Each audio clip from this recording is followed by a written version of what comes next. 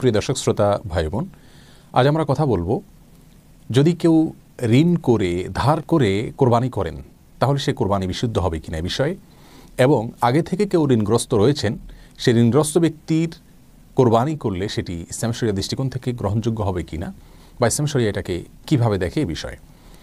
এ দুটি মাসআলার প্রথমটির উত্তর হলো, কেউ চাইলে ধার করে ঋণ করে কোরবানি করতে পারেন যদি তিনি পরবর্তীতে এই ঋণ পরিশোধ করার সদুদ্দেশ্য তার থাকে, ব্যবস্থা তার থাকে, তাহলে তিনি ঋণ করে কোরবানি করতে পারেন।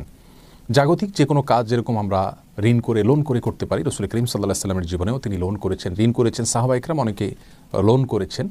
অতএব লোন করে ধার করে ঋণ করে তিনি কোরবানি করতে পারেন যে কোনো ভালো কাজ, এমনকি দান সাদকা হজ উমরা করার জন্য যদি কেউ ঋণ করেন এবং তার ঋণ পরিশোধ করার সদুদ্দেশ্য রয়েছে এবং ব্যবস্থা রয়েছে, তিনি জানেন যে ঋণ তিনি পরবর্তীতে পরিশোধ করতে পারবেন ইনশাআল্লাহ, তাহলে তিনি ঋণ করে ভালো কাজ করতে পারেন। কোরবানিটাও একই রকম।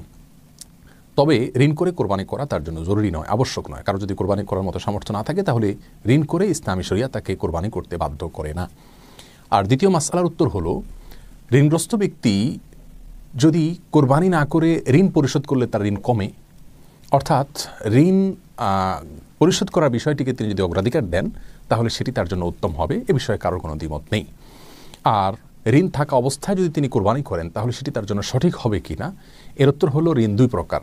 কিছু ঋণ আছে যেগুলো দাইনে মুআজ্জাল বলা হয় ইসলামী শরিয়ার পরিভাষাতে, ফিকহের পরিভাষায়, অর্থাৎ যে ঋণটি খুব দ্রুত পরিশোধ করার জন্য প্রেশার রয়েছে বা প্রাপকের দাবি রয়েছে, সেক্ষেত্রে এ ধরনের ঋণকে খুব দ্রুত শোধ করার স্বার্থে কোরবানি না করে ঋণ পরিশোধ করতে হবে। আর যদি দাইনে মুআজ্জাল হয় তাহলে সেক্ষেত্রে সেই ঋণ থাকা অবস্থায় কোরবানি করা যেতে পারে। যেমন একজন ব্যক্তি তার স্ত্রীর কাছে মহারানা আর ঋণ রয়েছে, মহারানার পাওনা রয়েছে, আরও এরকম অনেক সিস্টেমিক্যাল ঋণ থাকতে পারে যে ঋণগুলো তিনি হয়তো ধারাবাহিকভাবে কিস্তিতে শোধ করছেন অথবা নিয়মিত শোধ করে যাচ্ছেন একটি সিস্টেমের মধ্যে, তাহলে সেক্ষেত্রে সেই ঋণ থাকা অবস্থায় তিনি কোরবানি করতে পারেন, কোনো অসুবিধা নেই। তাহলে যদি এমন হয় যে প্রাপকের প্রেশার আছে, চাওয়া আছে, দাবি আছে, বা তার থেকে আমার সময় নেওয়া নেই, বা সেই দাইনটা ফিকহের পরিভাষায় দাইনে মুআজ্জালের সংজ্ঞায় পড়ে, তাহলে সেক্ষেত্রে সেরকম ঋণ রেখে ঋণ পরিশোধ না করে কোরবানি করা জায়েজ নাই। আমাদের সমাজে অনেক ব্যক্তি আছেন যারা অধীনস্থ কর্মকর্তা, কর্মচারী এবং কি কাজের লোক, এবং অনেক মানুষ আছেন যাদের পাওনাকে আটকে রেখে তারা বড় বড় গরু কোরবানি করেন। ইসলাম শরিয়া দৃষ্টিকোণ থেকে এটি জঘন্য অপরাধ। এটি তো সওয়াবের কোনো মাধ্যম হবেই না, কারণ হবেই না, বরং অন্যের হক না দিয়ে কোরবানি করলে তাতে আল্লাহ সুবহানাহু ওয়া তাআলা মোটেও সন্তুষ্ট হবেন না। অতএব আমরা এই ধরনের ঋণ থাকলে সেই ঋণগুলোকে পরিশোধ করাকে অগ্রাধিকার দেব কোরবানি করার উপরে।